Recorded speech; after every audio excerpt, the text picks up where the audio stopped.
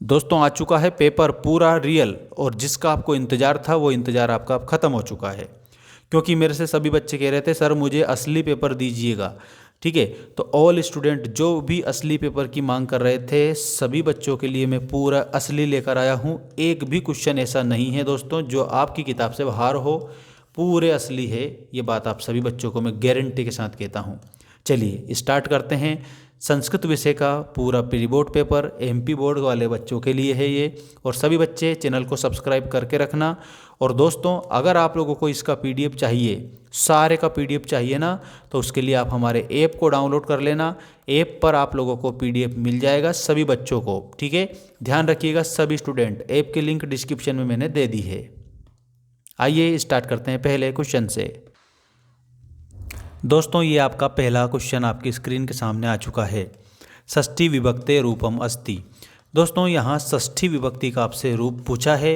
इसमें आपको मैं बता देता हूँ, वैसे तो आप लोगों को मैं कह चुका हूँ कि यदि आपको अच्छे से अच्छे नंबर चाहिए तो उसके लिए आप मेहनत ज़रूर करेंगे, और जो भी मैंने विभक्तियाँ बताई है वो कंप्लीट करेंगे।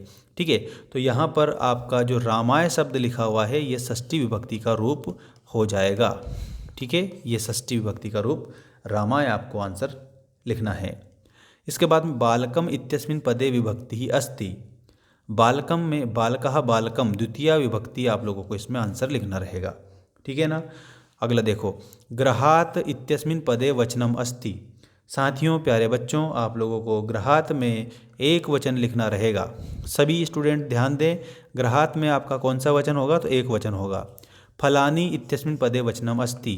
तो दोस्तों मैं बता देता हूँ, फलम बनता है एक वचन में। ठीक है, फले बनता है फले बनता है दोस्तों, ध्यान रखिएगा। सेकंड में फलम फले द्विवचन में, और उसके बाद में बनता है फलानी। ठीक है, तो फलम फले फलानी, फलानी बहुवचन का शब्द है। तो यहाँ पर आप लोगों को क्या लिखना है, बहुवचन लिखना है। ठीक है, और दोस्तों ऐप को डाउनलोड जरूर करिएगा। यदि आप लोगों को टॉप करना है, यदि आपको पास होना है, तो ऐप को डाउनलोड करके और पूरी टेस्ट सीरीज़ को लगा लीजिएगा, पूरे टेस्ट पेपर को लगा लीजिए दोस्तों। चलिएगा, अब मैं बता रहा हूँ आप लोगों को आपका जो अगला क्वेश्चन है, अधोलिखितेषु अव्ययम अस्ति। इसमें अव्यय कौन सा है, कया नहीं है, करोति भी नहीं है, रूपम भी नहीं है, कदा आप लोगों का अव्यय है। ठीक है, कदा ऐसा शब्द है जिसमें किसी प्रकार का कोई परिवर्तन नहीं होता है, इसलिए ये अव्यय शब्द है। अहम स्वग्रामम गमिष्यामि इत्यस्मिन् वाक्ये अव्ययम अस्ति। इस वाक्य में अव्यय शब्द है स्व, और इसका मतलब होता है आने वाला कल। मैं कल मेरे गांव जाऊंगा, तो ये स्व जो शब्द है आने वाला कल बताता है, ये नहीं कि अव्यय शब्द है। ठीक है, चलिएगा, अब हम आप लोगों को बता रहे हैं आपका रिक्त स्थान की पूर्ति कीजिए वाला क्वेश्चन, और वो भी पूरे आंसर लिखकर।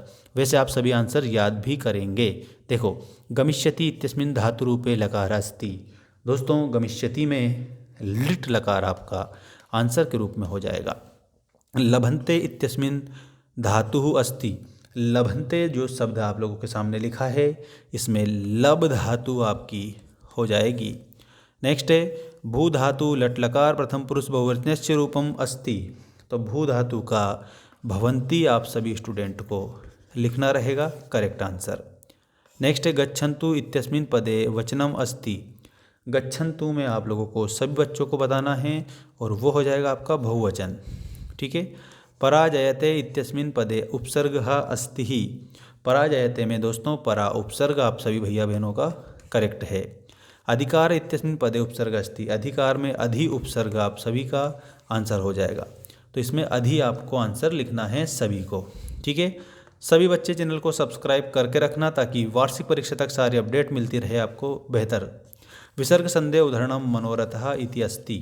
तो मनः धन रतः विसर्ग संधि है, इसमें आम आप लोगों को लिखना रहेगा, मतलब सही। इत्यलम इत्यस्मिन् पदे स्वर संधि अस्ति। तो दोस्तों यहाँ पर आप सभी बच्चों को आम लिखना रहेगा, बिल्कुल सही है। इत्यलम में आम ही है आप सभी का। ठीक है, इति प्लस अलम ऐसा करके। उदाहरणम विद्यालय विसर्ग संधे उदाहरणम विद्यालय अपि भवति। नहीं, विद्यालय में तो विसर्ग नहीं है, विद्यालय में दीर्घ स्वर है। ठीक है, विद्यालय में दीर्घ संधि है दोस्तों स्वर में, और यहाँ पर क्या कह रहे हैं, विसर्ग है, जो कि गलत, इसका मतलब इसमें ना लिखेंगे। चोर भयम इति उदाहरणम तत्पुरुष समासश्च भवति। चोरात भयम तत्पुरुष समास, सही बात है, आम इसमें लिखेंगे आप सभी। और नेक्स्ट देखो, पितरो इति दिगु समासस्य उदाहरणम अस्ति। तो माता पिता दिगु समास है कि द्वंद्व है, लेकिन इसमें दिगु दिया है जो कि गलत है, मतलब कि इसमें ना लिखेंगे। अगला देखो, पीताम्बरः इति बहुब्रीहि समासस्य उदाहरणम अस्ति। पीतम अम्बरम यस्य सः, तीसरा पद बहुब्रीहि में होता है, मतलब कि इसमें आम आपको लिखना रहेगा। ठीक है, इस तरीके से आप इसको करेक्ट करेंगे। अब मैं आपको जोड़ी बता रहा हूँ। सभी बच्चे एक बात मैं बता देता हूँ, जैसे ही ऐप डाउनलोड करो और आप लोगों का जो कोर्स बाय करेंगे ना, आप सभी 6 सब्जेक्ट के दे रखे हैं मैंने उसमें PDF फॉर्मेट में, और जब भी बाय करें उस समय आपको कोड डालना है FREE99, तो आप लोगों को इंस्टेंट डिस्काउंट मिल जाएगा। ठीक है, देखिएगा जोड़ी, पठितुम, तुम शेष बच रहा है तुमुन प्रत्यय, आगत्य, आगत्य में ल्यप प्रत्यय है आप लोगों का ये वाला। अगला है दर्शनीयम, अनियर प्रत्यय दोस्तों, दर्शनीयम में अनियर प्रत्यय। बुद्धिमति व्याघ्रम ददर्श, बुद्धिमति ने व्याघ्र कहाँ देखा था, गहन कानन ने। कुशलवो उपसृत्य प्रणमतः, तो दोस्तों इसमें आप लोगों को क्या लिखना है, रामम। और पशुना अपि ग्राह्यते, उदीरितो अर्थः ग्राह्यते। इस तरीके से जोड़ी को मिलाएंगे। सभी बच्चों को एक बात मैं बता दूं, यदि आप हमारे इस चैनल पर नए हैं तो चैनल को सब्सक्राइब जरूर करके रखें, और मुझे इंस्टाग्राम पर भी अगर फॉलो करना चाहते हैं तो इंस्टा की लिंक मैंने डिस्क्रिप्शन में डाल दी है, तो आप वहां पर भी जाकर मुझे फॉलो कर सकते हैं, बिकॉज मैं वहां पर भी अपडेट देता रहता हूँ। तुल्यवत्सला जननी इत्यनयोः पदयोः विशेष्य पदम अस्ति। दोस्तों इसमें विशेष्य पद आपको बताना है और वो हो जाएगा जननी, क्योंकि जननी की विशेषता बताई जा रही है तो जननी विशेष्य है। चतुर्वानरः इत्यनयोः पदयोः विशेषण पदम अस्ति। इसमें विशेषण पदम क्या है, तो इसमें चतुर जो शब्द लिखा है ये विशेषण है, तो इसमें चतुरः लिखेंगे। शरीरम इत्यस्य पदस्य पर्याय पदम अस्ति, तो शरीरम का तनुः पर्याय पद हो जाएगा, तनुः ये लिखेंगे आप। जननी इत्यस्य पर्याय पदम किम, तो दोस्तों जननी का माता पर्याय पद होता है, तो माता इसमें लिखेंगे।